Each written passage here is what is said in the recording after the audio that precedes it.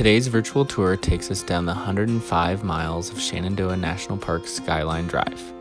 Skyline Drive is the main thoroughfare through the park and is designated as a National Scenic Byway, a National Historic Landmark, and is additionally listed on the National Register of Historic Places.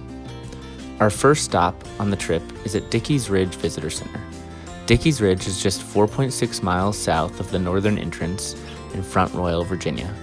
You can stop at this visitor center to get more information about the park, take a restroom break, or simply enjoy the view. Dickey Ridge is just one of two visitor centers that you'll pass on the 105 miles through Skyline Drive. After Dickey Ridge, our next stop is at mile 22.1 at one of the 4 campgrounds in the park.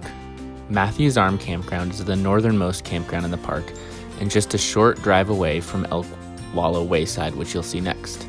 Matthews Arms features numerous hiking spots, including a hike to Overall Run Falls, which is the tallest waterfall in the entire park.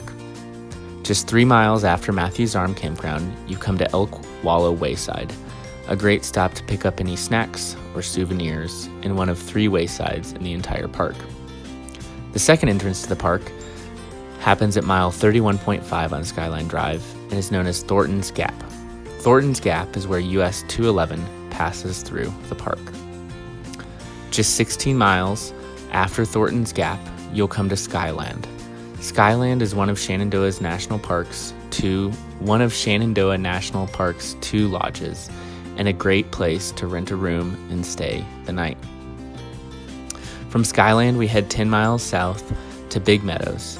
Big Meadows is the site of our second campground, our second visitor center, the Harry F. Byrd Senior Visitor Center, the Big Meadows Wayside, which is a great stop for ice cream, snack, and souvenirs, and finally, the second lodge in the whole park, Big Meadows Lodge.